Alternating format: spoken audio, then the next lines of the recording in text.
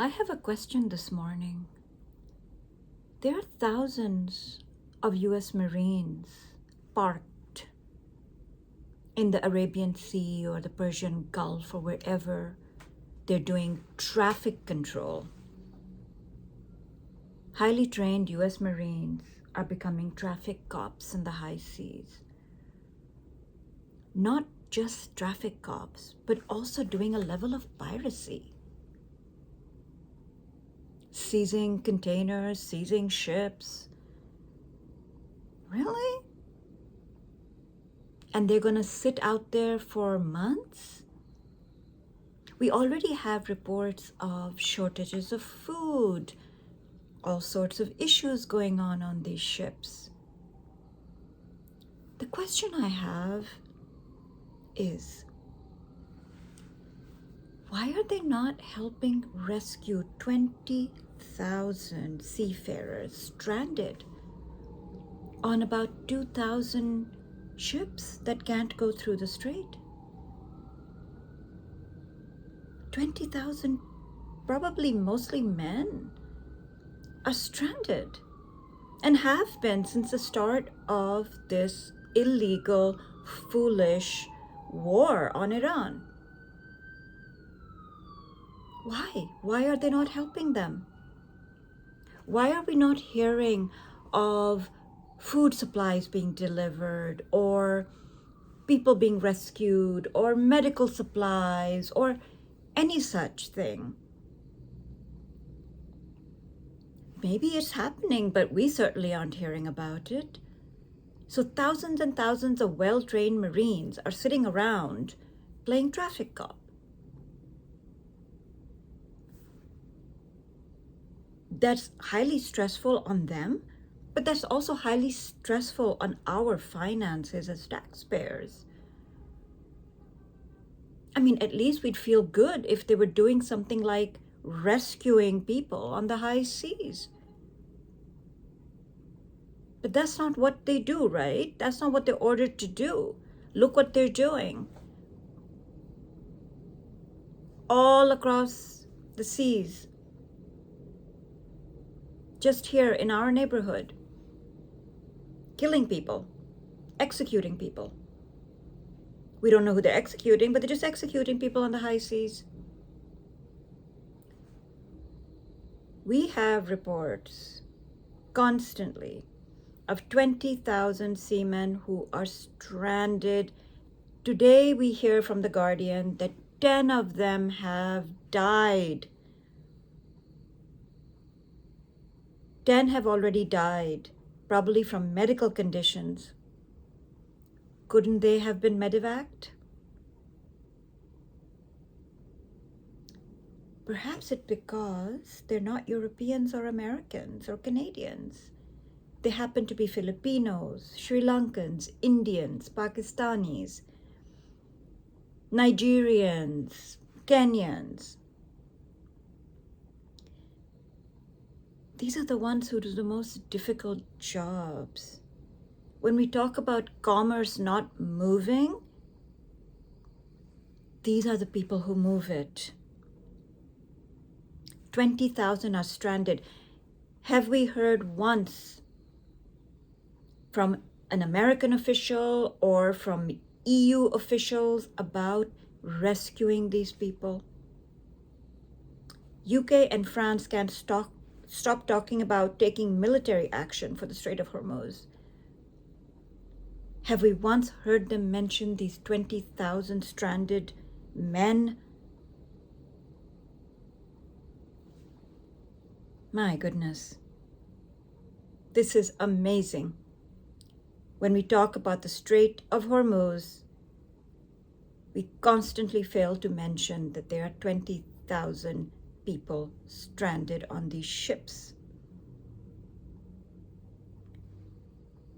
What I'd like to know is what effort is being made to help them.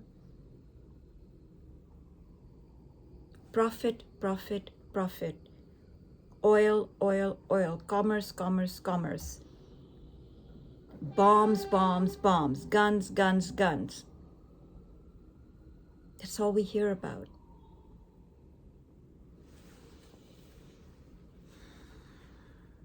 The UAE.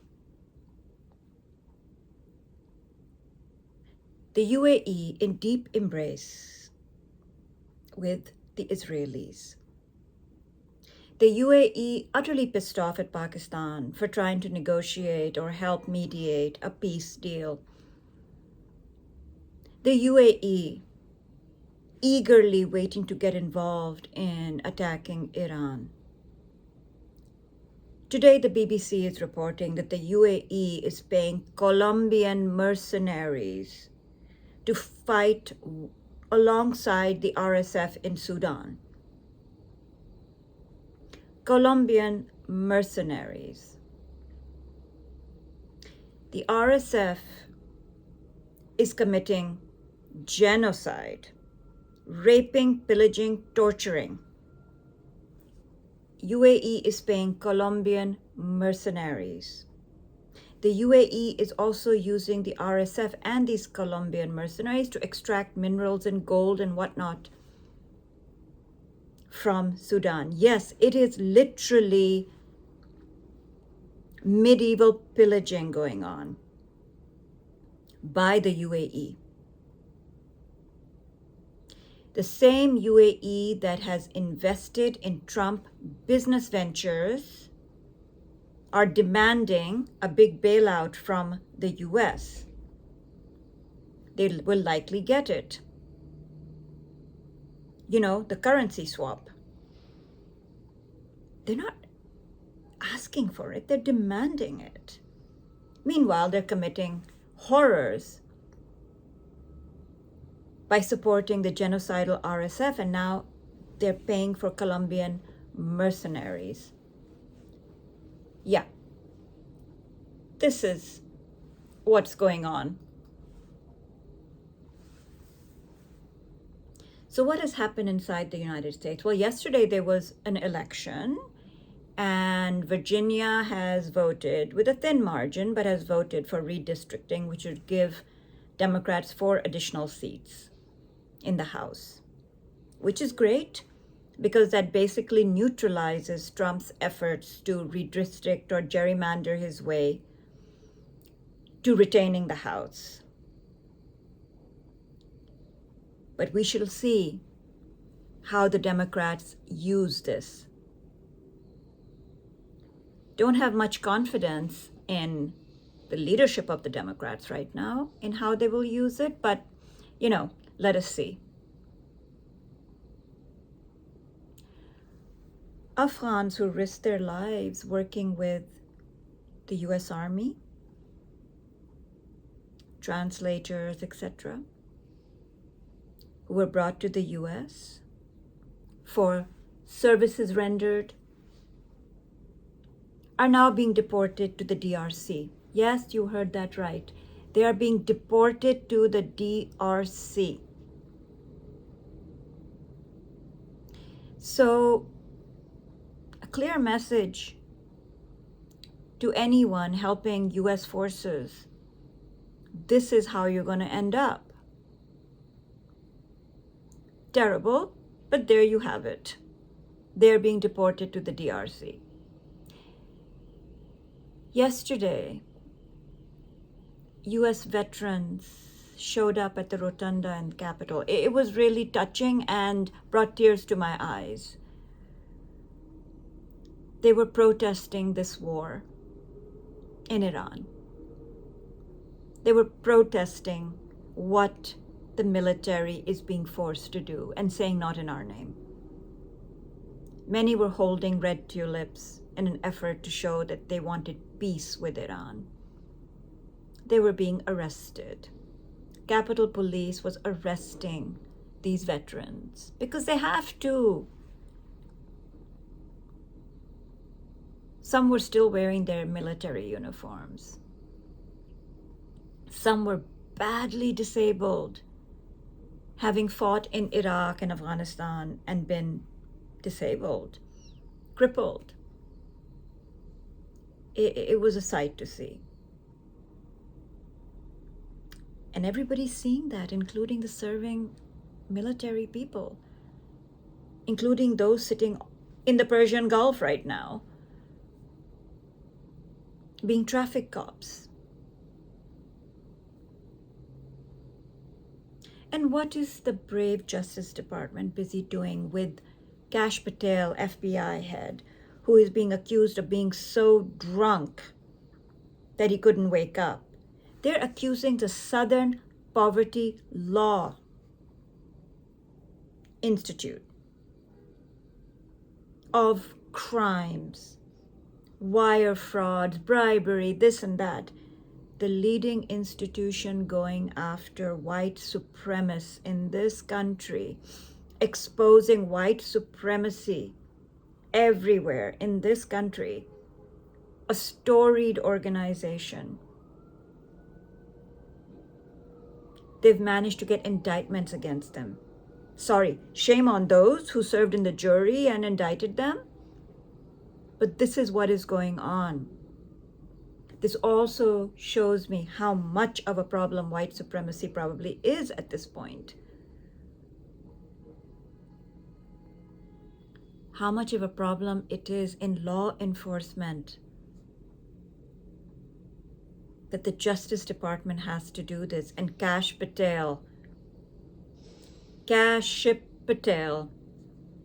is going after an organization that protects against white supremacy. So there is that.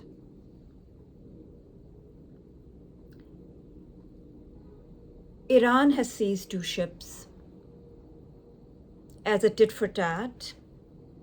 One is a Liberian flagship, the other is a Greek flagship, and they've taken them to the Iranian ports. Another one has been shot at. But apparently, 9 million to 11 million barrels of oil have sailed through the blockade via Iranian ships. Now, that could be very purposeful. That could be the backing off of the US and conceding some space. That could be an effort to say, okay, you can do this and bring people back to the table. That could be. We don't know.